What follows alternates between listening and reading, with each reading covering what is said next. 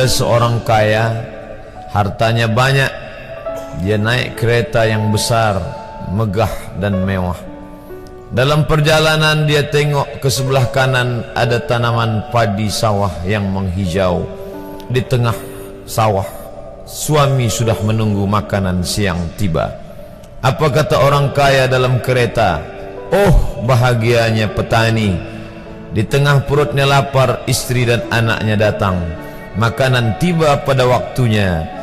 Air minum dapat menghilang dahaga. Lapar hilang, rindu pun sirna, karena istri dan anak ada di sekitar dia. Bahagianya menjadi petani, kata orang kaya dalam kereta. Masa orang kaya berpikir bahwa dia tidak bahagia? Si petani yang bersama anak di pondok tua itu pula memandang orang kaya di atas kereta. Apa kata dia?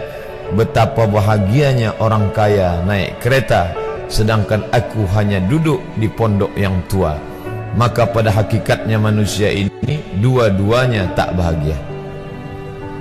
Lalu sebenarnya bahagia itu di mana?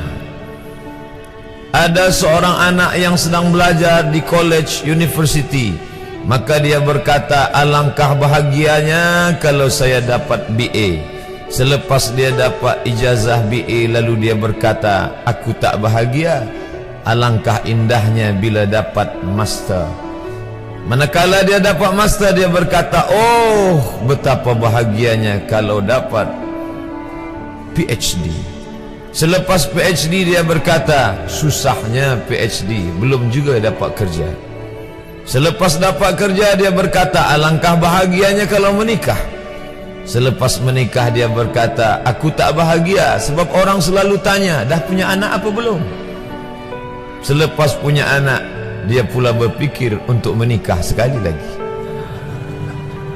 Jadi sebenarnya bahagia itu punya siapa?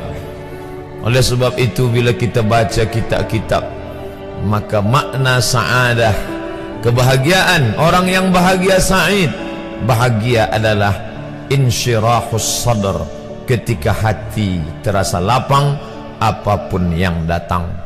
Kalaulah pelajar yang mendapatkan BA itu hatinya lapang, tentu dia bahagia. Kalaulah petani yang berada di tempat rumah tua itu hatinya lapang, tentulah dia bahagia. Kalaulah orang kaya dengan kereta yang besar itu hatinya lapang, tentulah dia bahagia. Itulah mengapa Musa alaihi salam di tengah kesusahan hatinya akan melawan ayah angkat bernama Fir'aun, dia minta hati yang lapang. Kita semua baca doa itu, Rabbi syrahli, lapangkan dadaku. Itulah mengapa kakinya pecah berdarah, giginya patah, pelipisnya pecah meneteskan darah, tapi dia tersenyum bahagia kerana hatinya lapang. Allah sudah lapangkan hatinya. Apa kata Allah untuk dia? Alam nashrah laka sadrak. Itu beza Muhammad dengan Musa. Musa meminta, Rabbi shrah li sadri wa yassir li amri wahlul 'uqdatam min lisani yafqahu qawli. Sedang Muhammad tidak meminta, belum meminta, Allah dah bagi pada dia. Apa kata Allah? Alam nashrah laka sadrak wa wada'na anka wizrak alladhi anqadha dhahrak wa rafa'na laka dhikrak. Bila kau dalam keadaan susah, dua kali Allah ulang, fa inna ma'al usri yusra, inna ma'al usri yusra. Hati lapang itulah yang membuat Haji Abdul Malik Karim Amrullah Buya Hamka tersenyum di dalam penjara. Penanya berjalan perlahan tapi pasti, maka keluarlah tafsir Al-Azhar.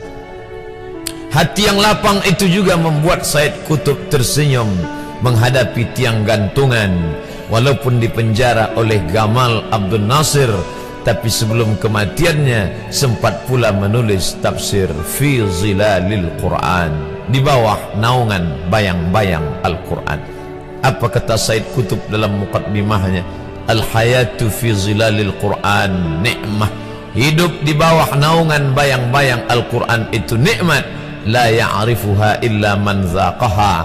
Tidak ada yang boleh mengetahuinya kecuali orang yang pernah merasakannya. Maka bahagia adalah ketika hati terasa lapang.